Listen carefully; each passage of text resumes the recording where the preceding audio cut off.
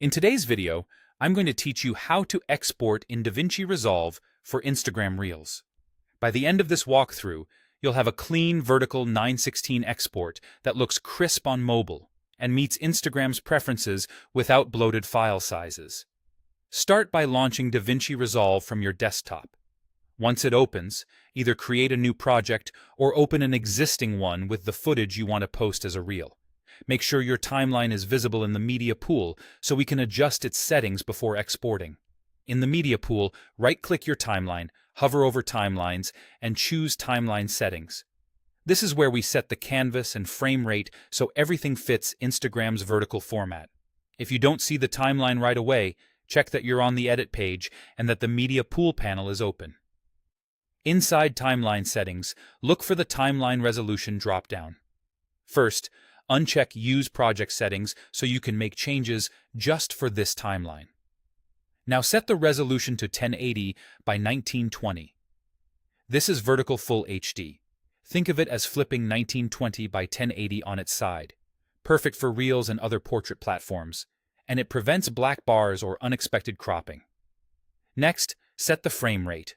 Use 30 frames per second to align with Instagram's native preference. If your original footage was shot at 24 or 25 frames per second, it's also fine to match that here to maintain the natural motion and avoid any cadence issues.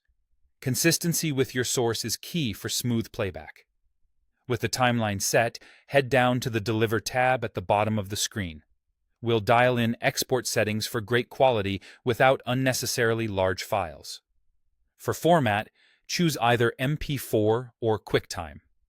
MP4 is the most universally compatible and typically the easiest choice for direct upload, while QuickTime can be useful if you're passing the file into another Apple-based workflow before posting.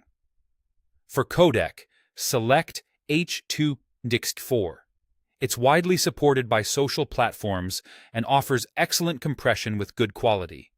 Make sure the resolution still reads 1080 by 1920. And check the Use Vertical Resolution option, so Resolve treats the file as portrait throughout the export process. Set the encoding profile to high.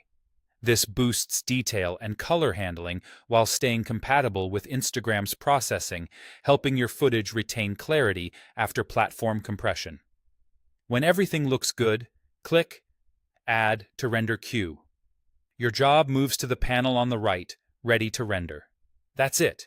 Your timeline is correctly sized, properly framed, and configured for Instagram Reels.